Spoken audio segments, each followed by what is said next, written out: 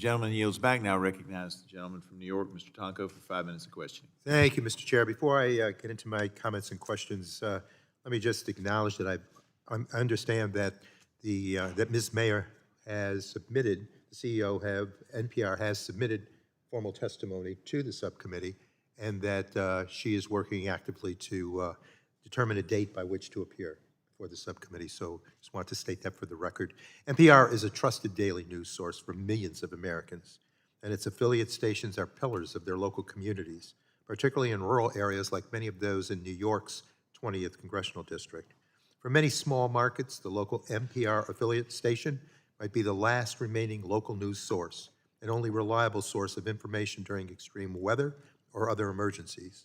Unfortunately, my Republican colleagues seem to disagree, which is why they're wasting time with the hearing attacking NPR. While the majority pretends to care about public media and say they simply want to protect it from bias, they ignore the very real threat to independent public journalism posed by some of their most ardent supporters.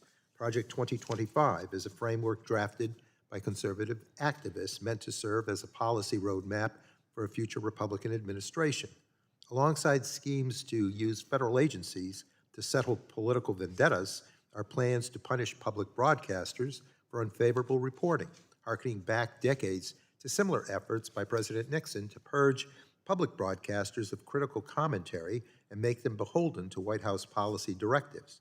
I have provided staff with a document for inclusion in the record of a New York Times article detailing the Nixon administration's concerted effort to control public broadcasters for political gain, and ask that that this article be submitted into the record. We will take a look at it and take that up at the end of the hearing.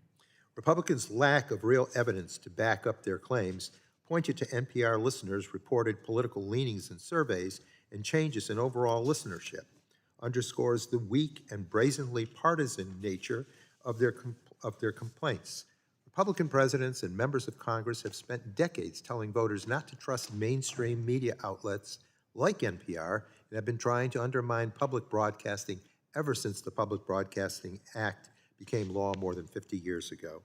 If the news doesn't support their worldview, they call it biased. So, Mr. Aaron, I have a question for you. What has happened to democracies in other countries when a political party tries to discredit media organizations with which they disagree? Thank you for the question, Mr. Tonko. I think it's very dangerous. Obviously, attacking the media is one of the first things that precedes larger attacks on functioning democracies and, you know, the rise of authoritarianism. We know that has happened in other countries. We know that when we look at measures of healthy democracies, it's positively correlated with investment in public media systems. The democracies that are providing for their citizens, that have high citizen involvement in the governing process, things like that, relates to, do they fund public media system? And that is unfortunately a list where this country currently is an outlier among major leading democracies, all of which have recognized the importance of investing in public media in order to help keep citizens informed of what's happening where they live.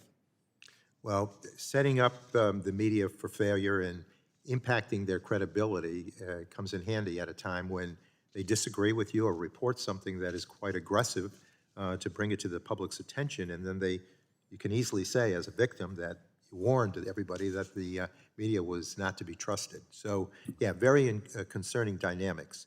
Independent journalism is essential, I believe, to a functioning democracy.